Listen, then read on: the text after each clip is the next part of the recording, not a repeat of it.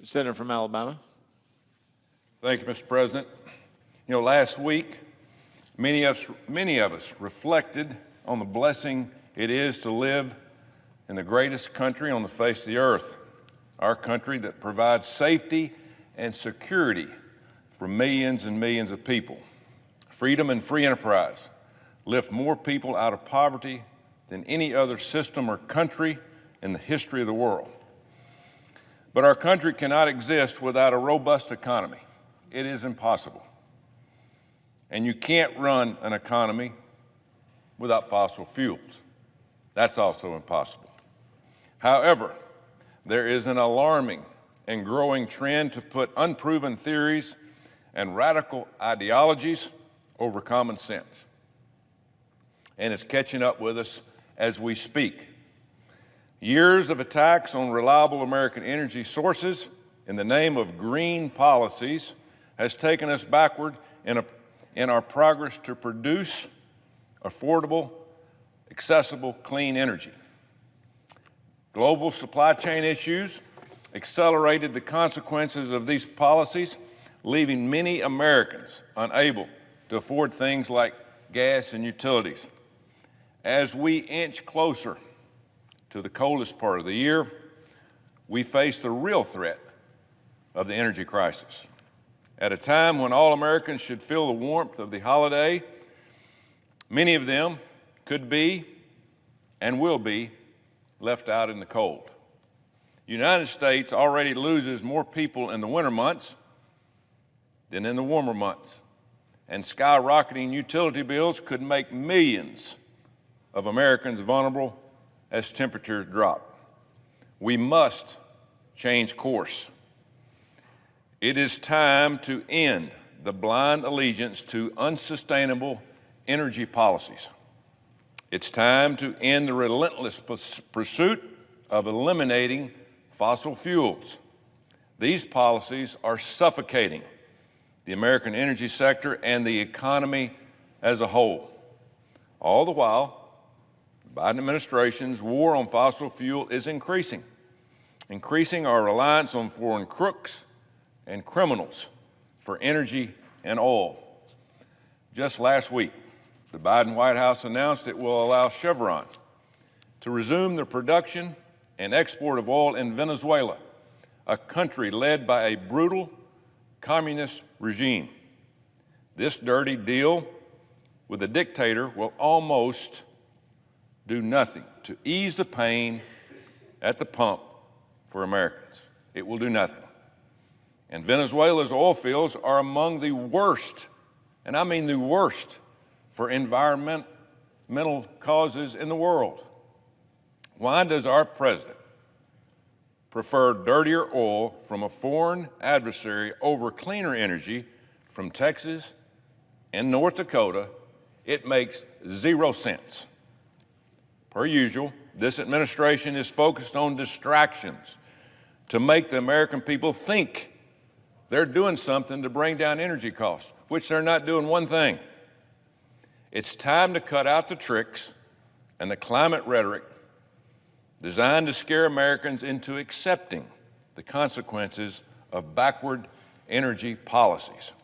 We must turn on the spigot of American energy before it's too late. We're running out of time. The simple fact is we need fossil fuels to run our economy. They're integral to almost every part of our lives, from their obvious use in transportation to their behind-the-scenes role in products we use every day, like clothes, pharmaceuticals, cleaning products, phones, and for my old job, even football helmets. Petroleum products are integral to a modern economy. We are nowhere near a world in which we can live without fossil fuels. We're not even close. Anyone who says otherwise or promotes ideas that we can significantly curb our use in the next decade is not living in reality. We have to listen to them, and we have the supply right here at home.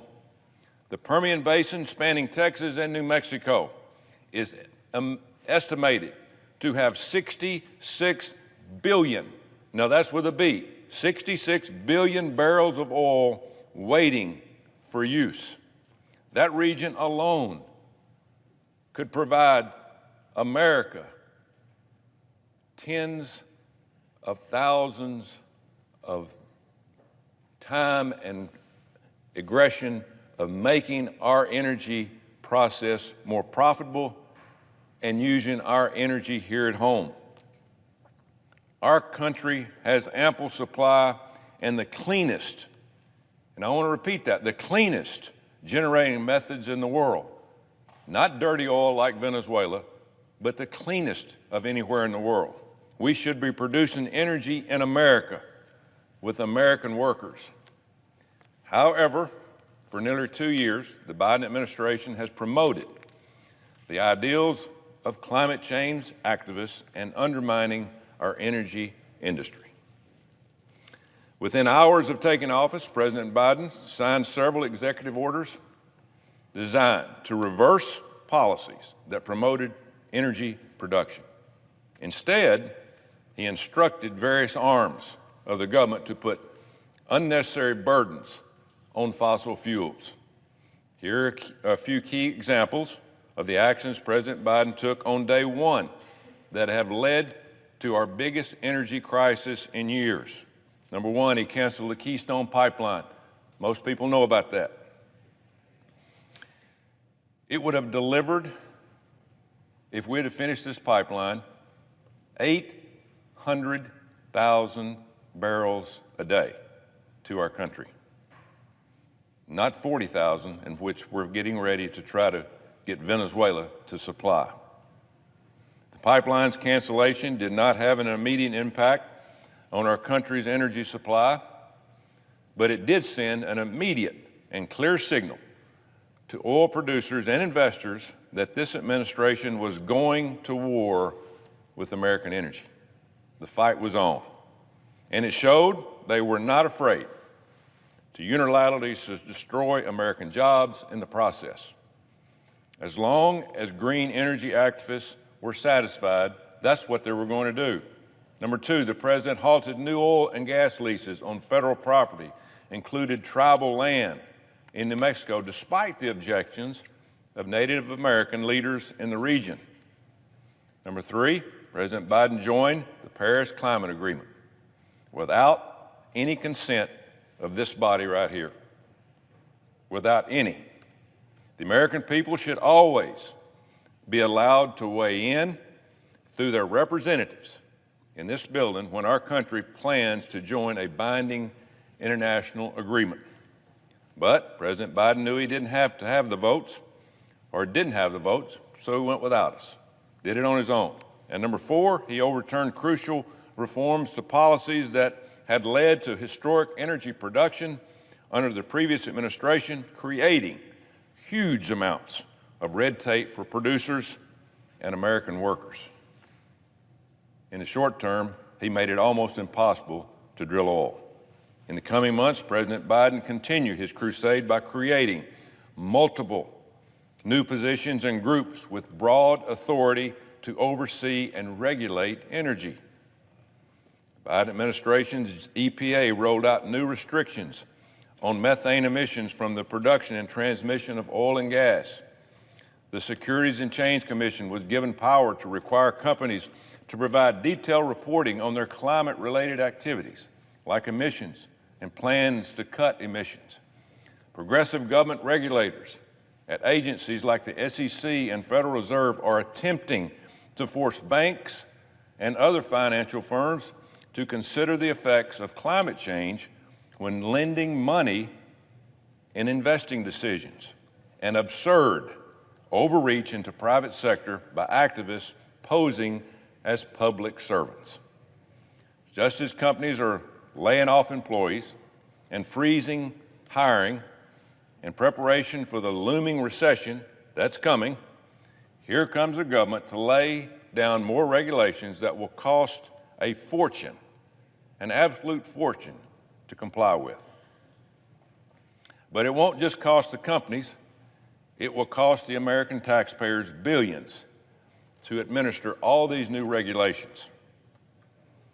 So how many climate scientists do you think the SEC has on their staff to put in all these regulations? I'll give you that answer. 0, none. But they plan to spend enormous amounts of money to be the new climate police. Then there is the massive $1.2 billion infrastructure law passed last year.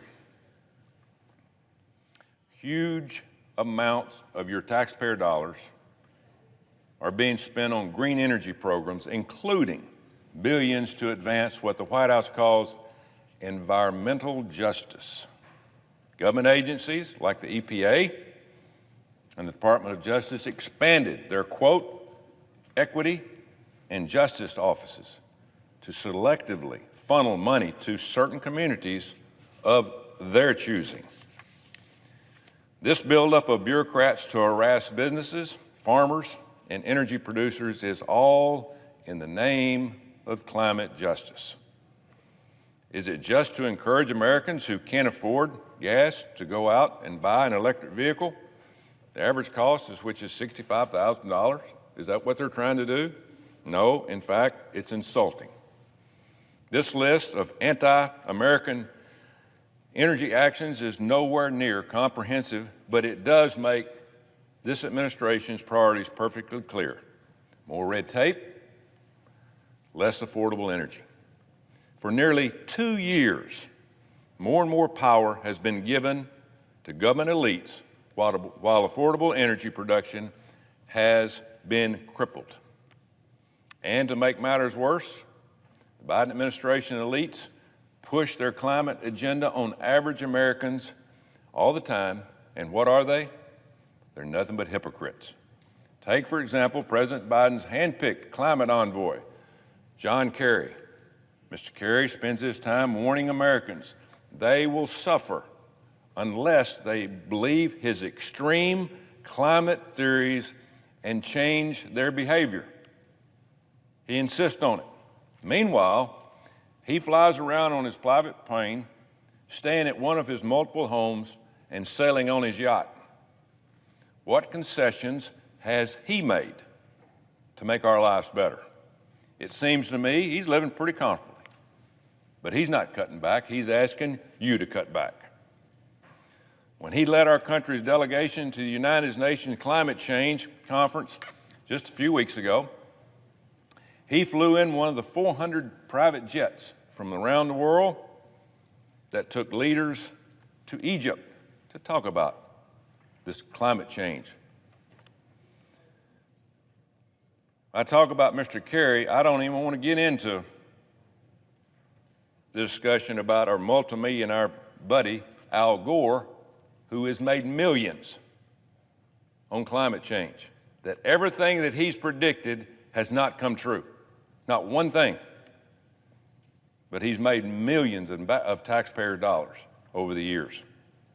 These are the same people telling farmers to find new jobs and average people to ride a bike to work when they're out there making money off climate change and being hypocritical and telling you to change your lifestyle.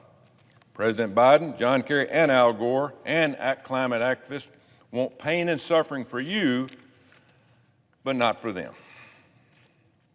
It is absolutely hypocritical, and I'm hoping the American people see right through it. Time and time again, Americans are told to ignore the obvious consequences of President Biden's policies and be thankful for the meaningless actions he has taken. After gas prices hit historic highs over the summer, President Biden took to draining our country's strategic petroleum reserve to bring prices down just before the election. How convenient. But Americans are still feeling the pain at the pump. Hadn't affected it, and paying record high prices for almost everything because fossil fuels power our entire economy.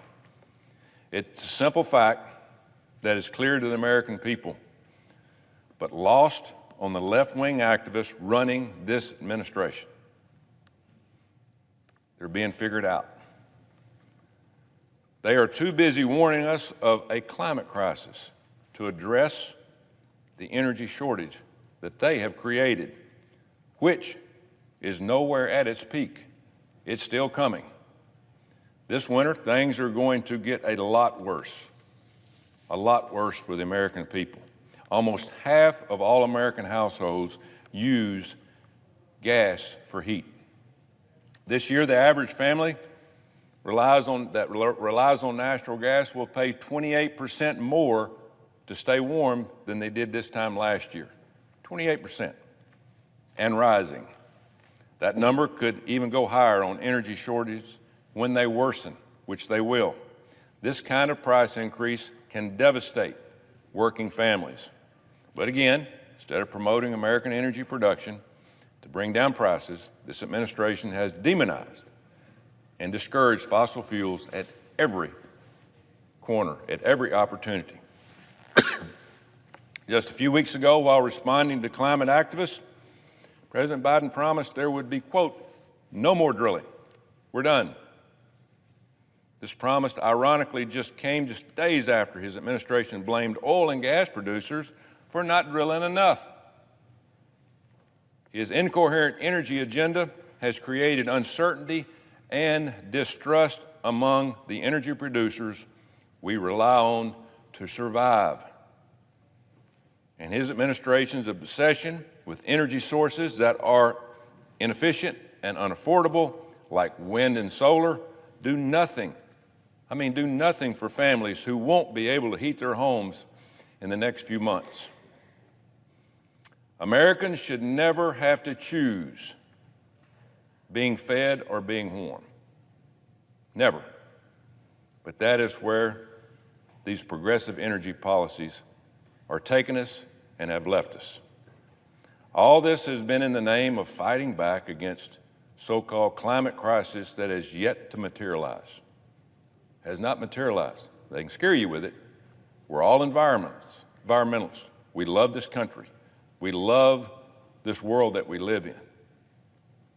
We're all concerned about it, but we should not put people in this world in harm's way. But the energy crisis is here. We will see it every day. Americans will feel it every day if we do not act. The federal government should reverse policies across all agencies. We should agencies that restrict energy production, that place undue burdens on businesses, and put foreign agreements above domestic priorities. We cannot restore our economy until we revive our energy sector. It's not possible. It's not going to happen. The safety, security, and the well-being of the American people depend on the leaders in Congress having the courage to stand up to these green activists and stand with the American families who need to fuel their cars and need to heat their homes. I yield the floor. Madam President.